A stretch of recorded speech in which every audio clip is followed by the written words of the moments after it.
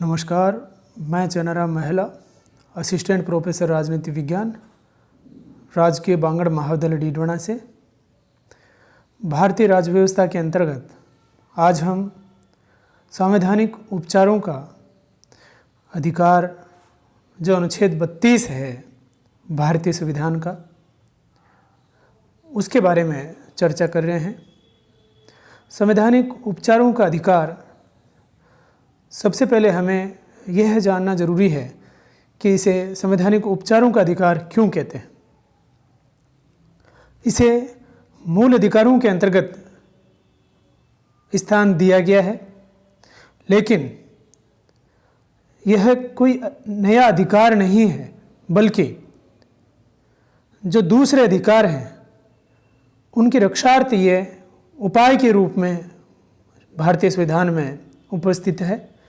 उन मूल अधिकारों का अगर हनन होता है, उनका अगर अतिक्रमण होता है, तो भारत के नागरिक संवैधानिक उपचारों का अधिकार अनुच्छेद 32 के तहत न्यायालय की शरण ले सकते हैं।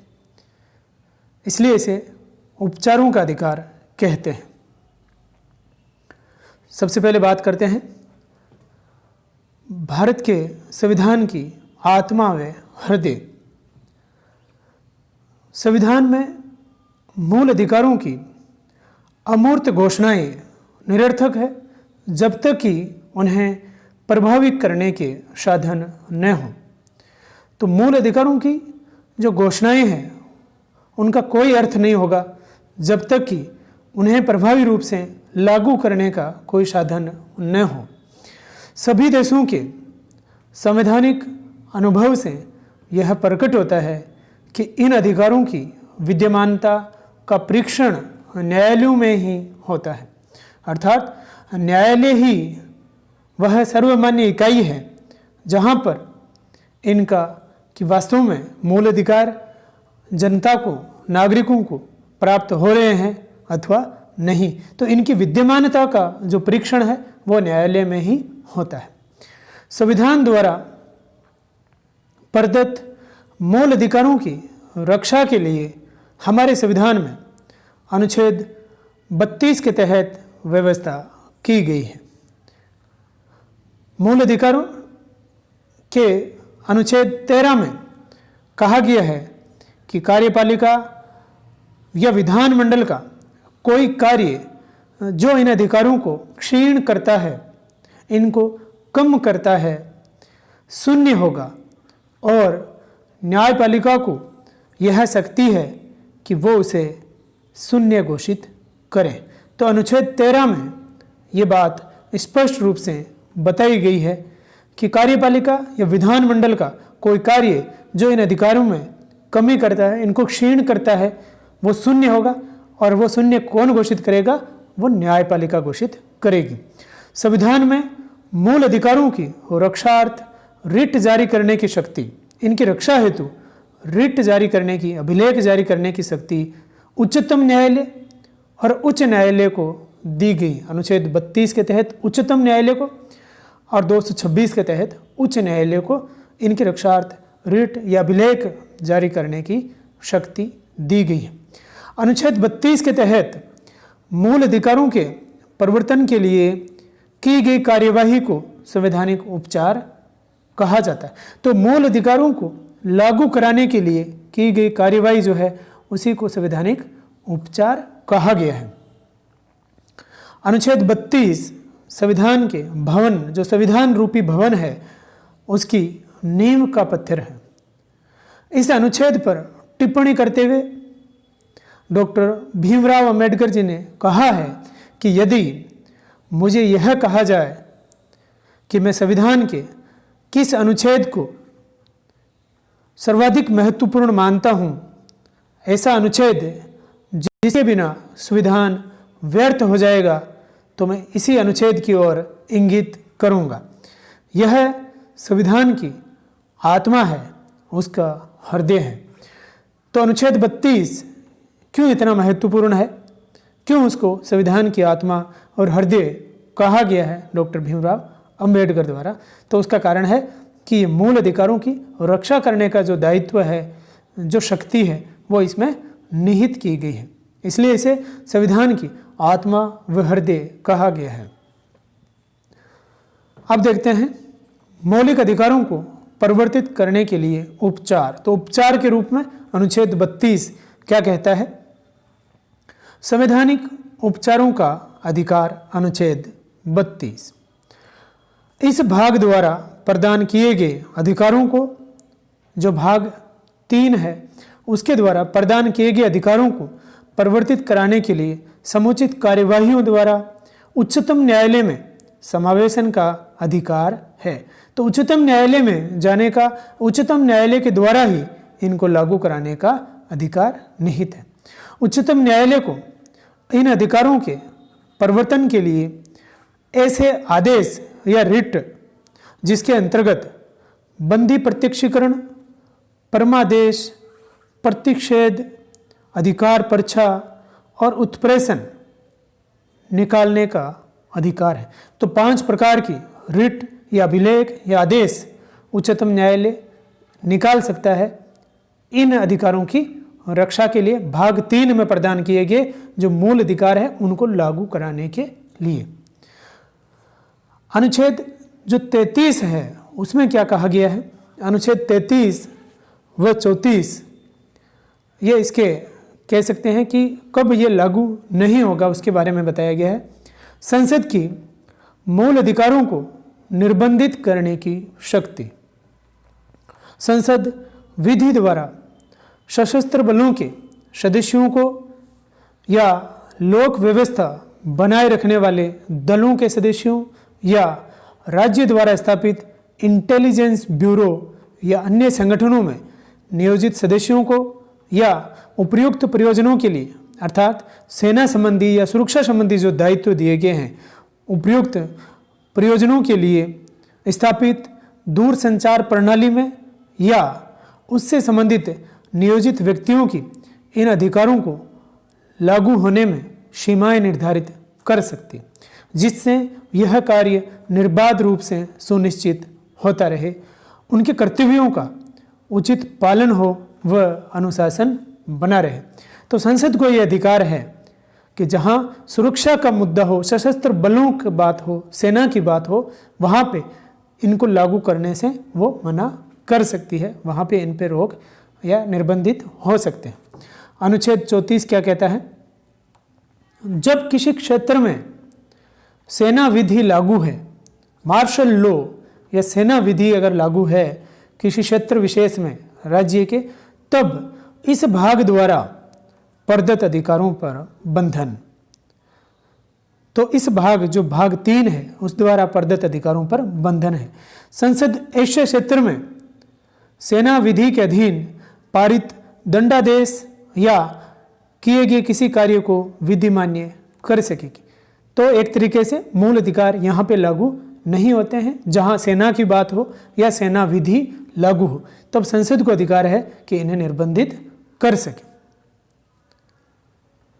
अब जो 5 प्रकार की रिट या अभिलेख जारी करने का जो न्यायालय को, उच्चतम न्यायालय को और उच्च न्यायालयों को जो अधिकार है, उसमें से प्रथम बंदी प्रत्यक्षीकरण। प्रथम जो रिट है हबीस कॉर्पस। बंदी प्रत्यक्षीकरण की रिट एक आदेश के रूप में है। तो जो बंदी प्रत्यक्षीकरण है वो एक आदेश के रूप में जारी किया जाता है, जिसमें उस व्यक्ति को जिसने किसी अन्य व्यक्ति को निरुद्ध किया है, यह आदेश दिया जाता है कि वह उसे न्यायालय के समक्ष उपस्थित करे, जिससे न्यायालय यह जान सके कि उसे क्यों निरुद्ध किया गया है। निरुद्ध का अर्थ है बंदी बनाया गया।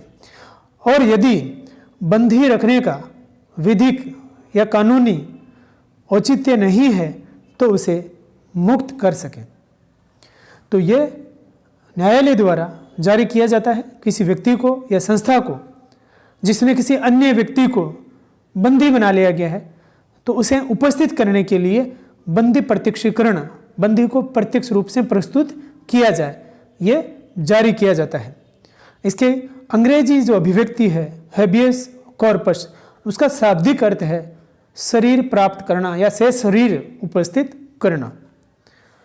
इस रिट द्वारा न्यायालय उस व्यक्ति को सशरीर अपने सामने उपस्थित कराता है जिसने कारावास के कारणों को, जिससे कि वो कारावास के कारणों को जान सके, वो यदि इसका विधिक औचित्य नहीं है तो उसे मुक्त करा सके। तो हबीस कॉर्पस सशरीर उपस्थित करना, यह रिट किसी भी व्यक्ति को संबोधित हो सकती है। इस प्रकार की रिट प्राइवेट व्यक्ति और कार्यपालिका दोनों के, प्राइवेट व्यक्ति भी हो सकता है या कार्यपालिका भी हो सकती है, दोनों के मनमाने कार्यों के विरुद्ध प्रजा के पक्ष में शक्तिशाली उपाय है। तो ये प्रथम रिट या अभिलेख था, बंदी प्रत्यक्षीकरण, बंदी को सामने उपस्थित किया जाए, हेबियस कॉर्पस। दूसरा जो लेख है परमादेश, अंग्रेजी शब्द मैंडेमस उससे लैटिन भाषा के शब्द से लिया गया है, जिसका अर्थ है आज्ञा देना। इसमें जिस निकाय या व्यक्ति को यह संबोधित है उससे यह अपेक्षा है कि वह को लोक कर्तव्य या लोककल्प विधिक कर्तव्य करे, जिसे करने से उसने इनकार किया है। तो लोक कर्तव्य करने से अगर किसी व्यक्ति ने या निकाय ने इनकार किया है तो उसको यहाँ पे आज्ञा दी जाती है। परमादेश तभी निकाला जाता है जब कोई सार्वजनिक या अर्ध सार्वजनिक वैधानिक प्राधिकारी द्वारा अपने सार्वजनिक कर्तव्यों का निर्वाह न किया जा रहा हो। तो सार्वजनिक कर्तव्यों का निर्वाह करने से मना कर दे या वो नहीं कर रहा है कर्तव्यों का निर्वाहन, तो उसके खिलाफ में परमादेश जारी किया जाता है। यह किसी व्यक्ति, पदाधिकारी अथवा सार्वजनिक संस्था या निकाय को उसके सार्वजनिक दायित्वों तथा कर्तव्यों के पालन के लिए जारी किया जाता है। तो परमादेश जिसका अर्थ है आज्ञा देना, तो कोई व्यक्ति, पदाधिकारी, सार्वजनिक संस्था या सार्वजनिक निकाय अपने सार्वजनिक दायित्वों का, कर्तव्यों का पालन नहीं कर रहा है तो उसके लिए ये जारी की जाती है परमादेश। तीसरी जो रिट है वो है प्रतिषेध, प्रोहिबिशन। प्रतिषेध एक प्रकार का आदेश है जो उच्चतम या उच्च न्यायालय द्वारा अपने अधीनस्थ न्यायालयों को जारी किया जाता है। तो उच्चतम द्वारा उच्च न्यायालय को भी जारी किया जा सकता है, या उच्चतम या उच्च न्यायालय द्वारा अपने जो अधीनस्थ न्यायालय है उन सब को ये जारी किया जा सकता है। इसके तहत अधीनस्थ न्यायालय को उन कार्यों को करने से प्रतिबंधित किया जाता है जो उसके क्षेत्राधिकार के बाहर है। तो प्रतिषेध का अर्थ है मना करना, प्रतिबंधित करना। अधीनस्थ न्यायालय कोई ऐसा कार्य कर रहे हैं जो उनके क्षेत्राधिकार से बाहर है तो उनको प्रतिबंधित करना या रोकना। प्रतिषेध व परमादेश की रिटों में ये दोनों, कई बार जब हम संवैधानिक उपचारों के अधिकार को पढ़ते हैं तो हमें ये सारी रिटें या इनमें से प्रतिषेध, परमादेश व उत्प्रेषण जो रिट है वो एक जैसी प्रतीत होती है। तो उनमें क्या अंतर है वो यहाँ पे बताया गया है। प्रतिषेध व परमादेश की रिटों में अंतर यह है कि परमादेश कुछ कार्य करने का समावेश करती है कि आपको यह कार्य करना है, तो उसमें वो सकारात्मक है कि ये कार्य करवाना है, जबकि प्रतिषेध निष्क्रिय बनाती है, उसको मना करती है, रोकती है। तो यह अंतर है मुख्य दोनों में। परमादेश न्यायिक अधिकारियों के विरुद्ध उपलब्ध है और प्रशासनिक अधिकारियों के विरुद्ध भी। तो परमादेश न्यायिक व प्रशासनिक दोनों के खिलाफ में जारी हो सकती है, जबकि प्रतिषेध और उत्प्रेषण की जो रिटें हैं वो केवल न्यायिक और न्यायिक पदाधिकारियों के विरुद्ध ही निकाली जाती है। तो ये इन दोनों में अंतर। तो प्रतिषेध, प्रोहिबिशन, एक प्रकार का आदेश है जो उच्चतम या उच्च न्यायालय द्वारा अपने अधीनस्थ न्यायालय को जारी किया जाता है और उन्हें उन कार्यों को करने से प्रतिबंधित किया जाता है जो उनके क्षेत्राधिकार के बाहर है। चौथी जो रिट है वो है उत्प्रेषण, सर्ट्योरेरी। यह लेख उच्चतम या उच्च न्यायालय द्वारा अधीनस्थ न्यायालय को जारी किया जाता है जो अपने क्षेत्राधिकार का उल्लंघन कर रहा हो। तो प्रतिषेध और उत्प्रेषण दोनों ही न्यायालयों अथवा न्यायिक शक्तियों का प्रयोग करने वाले अधिकरण के लिए ही जारी किए जाते हैं, किंतु उत्प्रेषण का प्रयोग अधिकरण के आदेश को विखंडित करने के लिए किया जाता है और प्रतिषेध का उपयोग अधिकरण को वही आदेश या विनिश्चय करने से रोकने के लिए किया जाता है।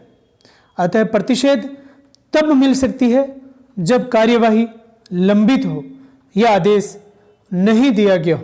तो दोनों में अंतर यहाँ समझना जरूरी है। दोनों ही केवल न्यायालय या न्यायिक जो अधिकरण है उनके लिए ही जारी किया जाता है। तो प्रतिषेध में और उत्प्रेषण में क्या अंतर है? प्रतिषेध तब जारी किया जाता है जब कोई आदेश नहीं निकाला गया हो या कोई निर्णय नहीं ले लिया गया हो, उससे पूर्व ही उसको रोकने का काम करती है कि आप ये आदेश या इस पे कार्यवाही मत कीजिए क्योंकि ये आपके क्षेत्राधिकार के बाहर है।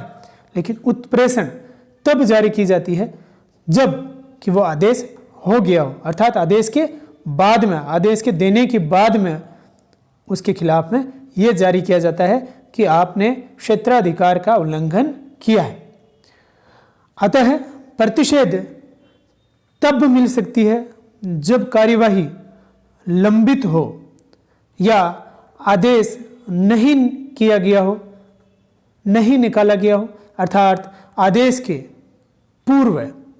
जबकि उत्प्रेषण तभी दी जा सकती है जब आदेश दे दिया गया है, अर्थात आदेश के पश्चात। तो एक आदेश के पूर्व है और दूसरी आदेश के पश्चात। संक्षेप में कहें तो प्रतिषेध प्रारंभ के चरण में दी जाती है और उत्प्रेषण उत्तरवर्ती चरण में दी जाती है। आधार दोनों के एक से हैं। दोनों का ही उद्देश्य है कि अवर न्यायालय, जो निचले न्यायालय हैं या अधिकरण की अधिकारिता का प्रयोग उचित रूप से हो। वह ऐसी अधिकारिता न हत्या ले जो उसके पास नहीं है। तो यह है उत्प्रेषण व प्रतिषेध में दोनों में अंतर क्या है। एक पूर्ववर्ती है और दूसरा उत्तरवर्ती है। एक के लिए आदेश पूर्व में दिया जाता है कि आप यहाँ पे कार्यवाही मत कीजिए, और एक में कार्यवाही होने के बाद में कि आपने क्षेत्राधिकार का उल्लंघन करके गलत कार्यवाही की है। तो दोनों में अंतर जानना हमारे लिए आवश्यक है। पांचवी और अंतिम जो रिट है वो है अधिकार पर्चा, क्वा वारंटो। अधिकार जानते हैं कि आपका अधिकार है या नहीं, और जब तक वो इस सवाल का जवाब नहीं दे सकता न्याय संगत, तब तक वो व्यक्ति उस पद पर कार्य नहीं कर सकता। यह लेख न्यायालय द्वारा उस सार्वजनिक प्राधिकारी के विरुद्ध जारी किया जाता है जिसके बारे में यह संशय हो कि उसने कोई सार्वजनिक पद अवैधानिक रूप से ग्रहण कर लिया है। तो सार्वजनिक प्राधिकारी के विरुद्ध जारी किया जाता है और यह संशय हो कि उसने सार्वजनिक जो पद, जिस पद पर वो बैठा है, वो अवैधानिक रूप से ग्रहण कर लिया है। और यदि न्यायालय इस निष्कर्ष पर पहुंचता है कि उसका दावा जो उस पद पर बने रहने का है वो पूर्णतः अवैधानिक है तो उसे अपदस्थ कर देता है।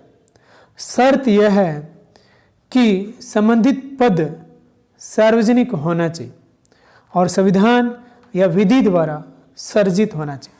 तो सार्वजनिक पद होना चाहिए और संविधान या विधि द्वारा उसका सर्जन होना चाहिए। ऐसे पद पर कोई व्यक्ति बैठा है, सार्वजनिक पदाधिकारी है वो, प्राधिकारी है वो, तो अगर ऐसा लगता है न्यायालय को या किसी व्यक्ति जो न्यायालय की शरण में गया है उसके खिलाफ में, तो न्यायालय उससे पूछते हैं कि आप अपना दावा इस पे साबित कीजिए, और अगर वो साबित नहीं होता है, वो अवैधानिक होता है, तो उसे अपदस्थ कर दिया जाता है। अधिकार पर्चा एक कार्यवाही है जिसके द्वारा न्यायालय लोक पद पर किसी व्यक्ति के दावे की वैधता की जांच करता है।